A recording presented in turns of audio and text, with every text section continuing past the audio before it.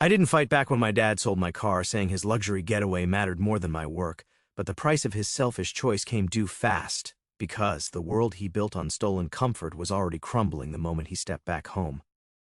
I'm 26, I work in a warehouse, and I'm the kind of guy who keeps his head down, works his shifts, and minds his own business. I don't live fancy, just a small apartment, a used but reliable car, and a fridge that usually has more takeout containers than groceries. But hey, I pay my own way. That's more than I can say for my parents. My parents have never been poor, they just act like they are whenever it benefits them. We can't afford this right now, they'd say when I needed new school supplies, then go out for a steak dinner that same night. Money is tight, they'd tell me while planning their next vacation. They've always been like this, and I should have known better than to trust them. The day my car disappeared, I got off work last Monday, exhausted, ready to drive home, maybe grab a burger on the way. I walked into the lot, reached for my keys, and nothing. My car was gone. At first, I thought maybe I parked somewhere else. Warehouse shifts are long, and my brain was fried. But after 5 minutes of walking circles around the lot, I knew stolen. It had to be. I called the cops, pacing as I gave them the details. "It's a black Honda Civic 2016 license plate," the officer cut in. "It wasn't stolen, it was sold." "What?" I nearly dropped my phone. The vehicle was legally sold by the registered owner. My stomach dropped. "There's got to be a mistake. That car is mine. I paid for it myself." The title was under Daniel Carter. My stomach sank. I had left my car at their house the night before, just for one night. My apartment complex had temporary no parking signs up for repaving, so I figured it would be safe there. But I should have known better. My father.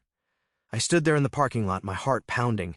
I had bought that car when I was 20, but since I needed a cosigner for the loan, my dad's name was on the title. I had meant to transfer it once I paid it off, but life got busy, and I never thought he'd... I nearly laughed. No, I should have expected this. I got a ride home from a coworker, my hands clenched into fists the whole drive. When I walked in the door, my parents weren't even home. I pulled out my phone and dialed my mom straight to voicemail. Dad, same thing. Then I opened Facebook because, of course, they were at a luxury resort.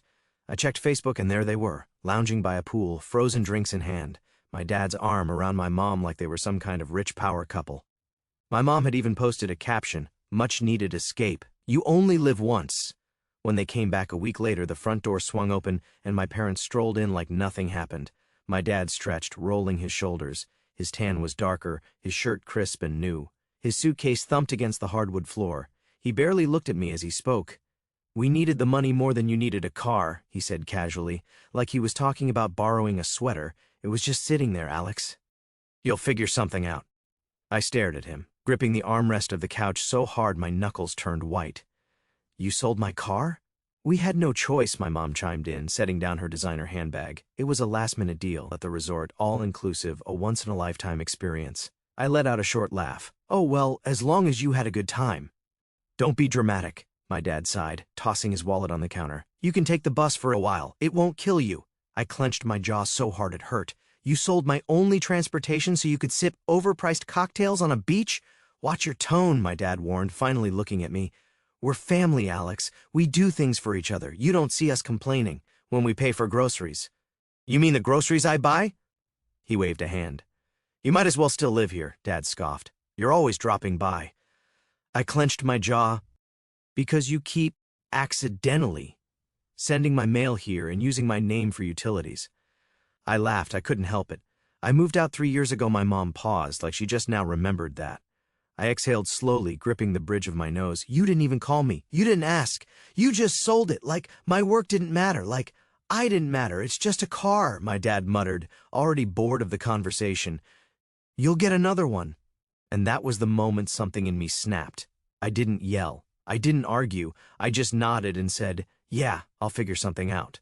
The morning after my parents came back, I decided to confront them. I drove to their house, heart pounding with anger. The moment I stepped inside, my dad turned toward me, already looking annoyed. "Oh, look who's here, still sulking?" I crossed my arms. "We need to talk." He stood there, arms crossed, still tan from his luxury getaway. "Are you really going to sulk all week over that car?" I blinked. "Sulk?" "Yeah, I mean, look at you, walking around like you lost a limb."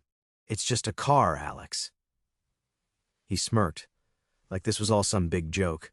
"You'll buy another one." I gritted my teeth. "That stupid car got me to work. It made me money. Sometimes my boss asked me to do small deliveries when we were short on drivers. It was extra cash, good money, and I was saving up. But I guess you needed that money more than I did, huh? Dad rolled his eyes. You're overreacting. We didn't need the money. We deserved the money. My hands clenched at my sides. Oh, is that how it works? You just take whatever you think you deserve? We're family, Alex. His tone shifted, like he was talking to a child who just didn't get it. Family helps each other. You think raising you was free? All those years of food, clothes, school, that stuff wasn't cheap. I stared at him. Are you seriously telling me I owe you for existing? Don't be like that, he scoffed. It's just we've done so much for you, and you can't even let one thing go, one car. I let out a short, humorless laugh. That's when my mom walked into the room, holding a shopping bag in one hand. Honey, you're still upset? She sighed. Come on, we brought you something. She pulled a cheap wooden keychain out of the bag, one of those generic souvenirs with a name carved into it. Except it wasn't even my name. See? A little piece of paradise for you.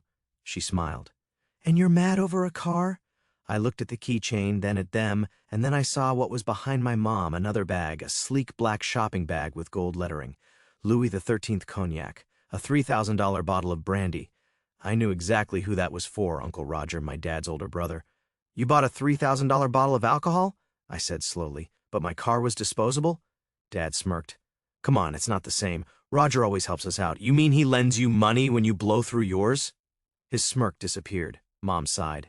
Alex, stop. You're acting like we stole from you. I stared at them, my pulse pounding in my ears. You did steal from me, Dad scoffed. We're family. We do things for each other. I let out a slow breath, my hands shaking from how hard I was trying to stay calm. When have you ever done anything for me? He frowned. Don't start that again. No, seriously. I took a step forward. Tell me, when have you ever helped me? Silence. Then Dad waved a hand, dismissing the whole conversation. Oh, stop being so bitter. You'll get another car. That was it. That was the moment. I exhaled, shaking my head. You know what? You're right. Dad smirked again.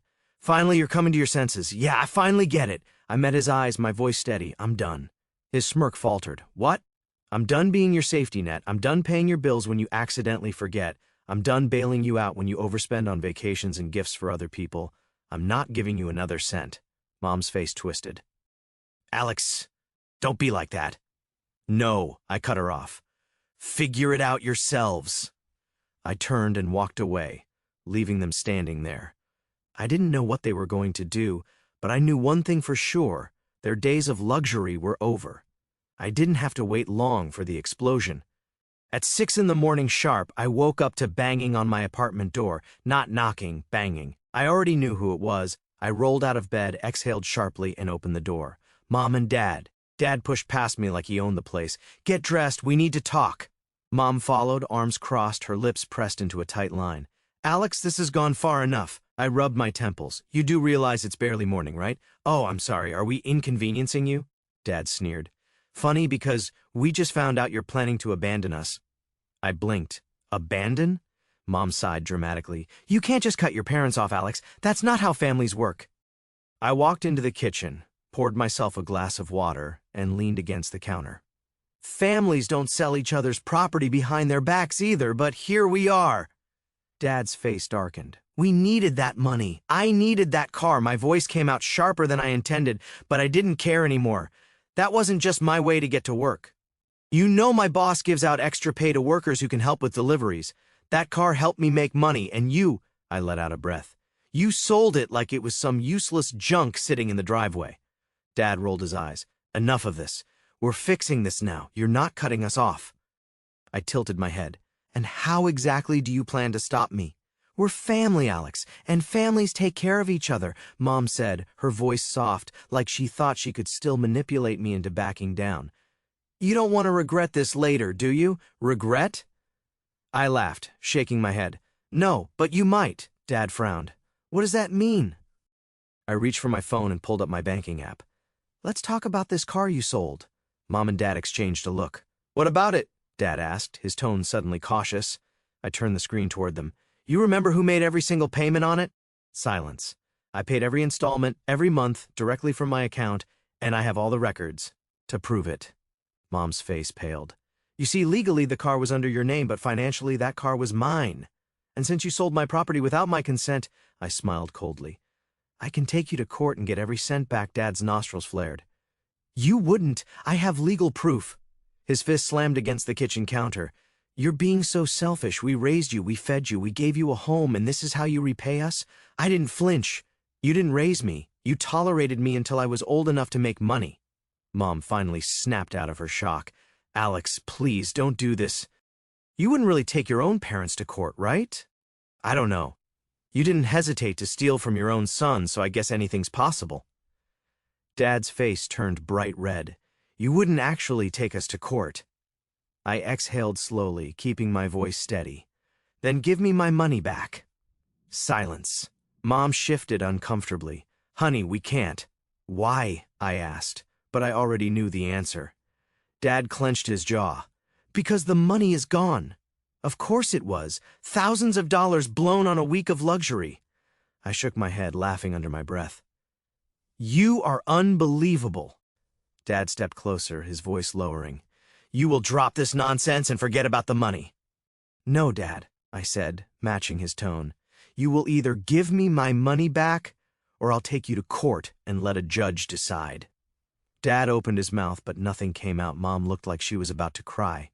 Alex, please, we're your parents. Yeah, I said coldly, and you should have acted like it. I grabbed my keys and phone and walked toward the door. Where are you going? Mom called after me. To talk to a lawyer. And then I walked out. I thought that was the end of it. I was wrong. That night someone knocked on my door. I opened it, expecting Dad, maybe Mom, but it was Uncle Roger, and he did not look happy. I didn't expect Uncle Roger to show up at my door that night, but when I opened it, there he was, suit pressed, tie knotted, expression stone-cold serious. I leaned against the doorframe. Let me guess, they sent you. He let out a sharp breath. They did. I stepped aside. Might as well come in. Roger walked in, setting his expensive leather briefcase on my dining table like we were about to negotiate a multi-million-dollar deal. He turned to me with that same authoritative look he always had at family gatherings, the one that said, I'm the responsible one, the voice of reason. Alex, he started, your father is a wreck. Your mother's been crying for hours. You really told them you'd sue? I didn't sit. Yeah, I did. Roger rubbed his temples. Jesus, over a car? I scoffed. No, Roger, not over a car. Over the fact that they stole from me. Over the fact that I've paid their bills for years while they've spent money like drunken teenagers. Over the fact that they sold the one thing I actually owned without so much as a phone call. He nodded slowly like he expected that answer. Look, I get it. They crossed a line. But you know they don't have the money, right? I smirked. Then they can get jobs. Roger blinked like the thought had never even crossed his mind. Alex, come on, your dad's in his 50s, your mom hasn't worked in years. I shrugged. Sounds like a personal problem. Roger sighed, clearly frustrated. You're not being realistic. Oh, I'm being extremely realistic. Here's what's going to happen. They either find a way to pay me back, or I take them to court. And before you start lecturing me about family, just know that I have proof. Every bank transaction, every payment I made, every single installment on that car, it was mine. No matter whose name was on the title. Roger let out a slow breath, rubbing the back of his neck. He sighed and set his briefcase on the table. Look, I know they screwed up, and I'm not asking you to forgive them. Then why are you here? Because this lawsuit will ruin them. He exhaled. I can cover half of what they owe you, but you need to drop the case. I leaned back, considering. And if I say no, then they lose everything. I smirked. Sounds fair to me. You'd be telling them to fix their mess. Roger's jaw tightened. He looked at me for a long moment, then finally spoke. You're right. That caught me off guard. Your dad has always been reckless with money, and your mom lets him get away with it. I've bailed him out more times than I can count, but this... He shook his head. This is bad. I crossed my arms. Then why are you still trying to get me to back down? Because this is your family, Alex. You take them to court, and that's it. No coming back from that. I tilted my head. Why would I want to come back to a family that steals from me? Roger exhaled sharply, shaking his head. You know your dad is desperate enough that he actually asked me for a loan? That made me laugh. Let me guess, you said no? Roger gave me a look. Of course I said no. I'm not throwing money into a black hole. Then why should I? He didn't have an answer for that. I grabbed my phone from the counter and scrolled through my banking app, then turned the screen toward him. Every single payment, Roger, for 3 years, all from my account. He barely glanced at it before sighing. All right, I get it, you've got a case. But what do you actually want? I leaned back against the counter. My money. And if they can't pay? I shrugged. Not my problem. Roger let out another deep breath, like he was carrying the weight of this whole situation on his shoulders. Alex? Listen, I cut him off. No, Roger, you listen. They've used me my whole life. Every time they ran out of money, I was the first person they called. Every time I helped them, it was never enough. They stole from me, and you think the solution is for me to just let it go? He didn't answer. I'm done being the backup plan. If they didn't want consequences, they shouldn't have sold what wasn't theirs. Roger ran a hand down his face. Seriously? I folded my arms. Are we done here? He grabbed his briefcase, muttering under his breath as he headed for the door. But before he left, he turned to me one last time. If you do this, Alex, you won't just be cutting them off. The whole family will turn on you. I smirked. They already have. And with that, I shut the door behind him. The collapse began the next day. The phone calls started, not just from my parents, but from relatives. Aunt Lisa, Alex, honey, your mom says you're trying to bankrupt them. Is that true? Cousin Mark. Dude, you're suing your own parents? Are you serious? Grandma, sweetheart, please don't do this. They made a mistake, but they're still your family. I ignored every single call. Then, at 8 in the evening, the text started. Mom, Alex, I'm begging you. We'll figure something out. Dad, if you do this, you're dead to us. Mom, please don't ruin our lives. I stared at that last text, then typed a single response. You ruined your own lives the moment you stole from me. And I turned off my phone. 1 week later, my lawyer texted me. They're trying to negotiate. Do you want to hear their offer? I smirked. Let's hear it. An hour later, I was sitting across from Mr. Lawson in his office. He slid a paper across the table, barely able to keep a straight face. This is their offer. I picked it up and read it. $200 and a sincere apology. I blinked. I'm sorry, what? Lawson chuckled. Oh, and they'd like you to sign a document saying you forgive them so that you never bring this up again. I let out a short laugh. $200? They sold my car for thousands. Lawson shrugged. I guess they think that's what your suffering is worth. I tossed the paper back on the table. Tell them to forget it. We're going to court. The trial, I won't bore you with the full details, but let's just say it was embarrassing for them. My lawyer came prepared, bank statements, loan payment receipts, even the final letter from the lender showing that I, not my parents, had paid off the car in full. Meanwhile, their defense? But we're his parents. Spoiler alert, that doesn't hold up in court. It took less than 20 minutes for the judge to rule in my favor. The fallout, the court ordered my parents to pay me back the full market value of the car plus additional damages for financial loss and emotional distress. Oh, and the best part? They had 60 days to pay up or face wage garnishment and asset liquidation. Mom gasped. They'll take our house. Dad's face went pure red. This is nonsense. The judge didn't even blink. That's the ruling. Court is adjourned. I walked out feeling lighter than I had in years outside. Mom caught up to me, grabbing my sleeve, her eyes red, her voice shaking. Alex, please, please, we don't have that kind of money. This will ruin us. I pulled my arm away. Should have thought of that before you stole from me. Dad stormed after me, rage boiling over. You only think about yourself. We're your parents, and you... I turned around and finally let everything out. You did this to yourselves. They both froze. You used me for years, guilt-tripped me, took my money like it was your right. You thought I'd never fight back. Well, guess what? I did, and now you get to live with it. Mom started crying harder. Alex, we're going to lose the house. For the first time in my life, I felt nothing. No guilt, no hesitation, just peace. Then get jobs. And with that, I walked away. Am I wrong to feel nothing?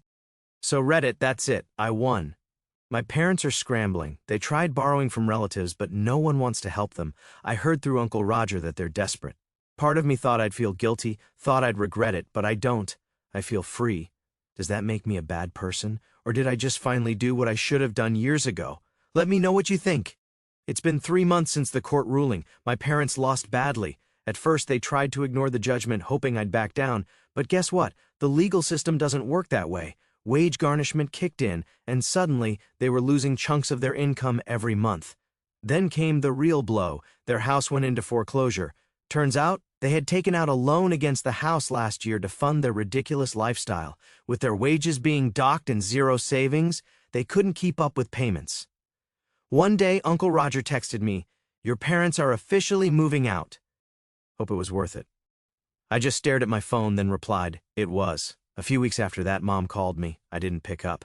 Then came the texts. Mom, Alex, please, we're losing everything. I don't know where we're going to live. Mom, can we talk just for a minute? Mom, we're your parents. Do we really mean nothing to you? Then came Dad's text. I'm disappointed in you. You ruined this family. Hope you're proud of yourself, terrible person. Yeah, real touching. I didn't reply to either of them. Where they are now, according to relatives, my parents are living in a tiny rental now, a rundown apartment a few towns over. No more luxury vacations, no more fine dining, no more expensive gifts for people who weren't me.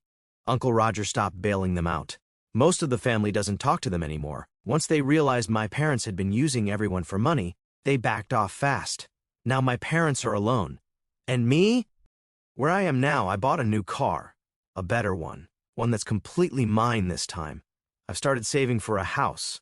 For myself, not to fund someone else's reckless spending. For the first time in my life, I don't feel like I'm carrying the weight of two other people's mistakes. I'm free, and I don't regret a single thing. Am I wrong? My parents ruined their own lives. I just stopped saving them from the consequences. Does that make me cold? Maybe. But honestly, I don't care. Thanks to everyone who followed this. I'm finally moving forward, and I've never been happier. Final verdict, I won.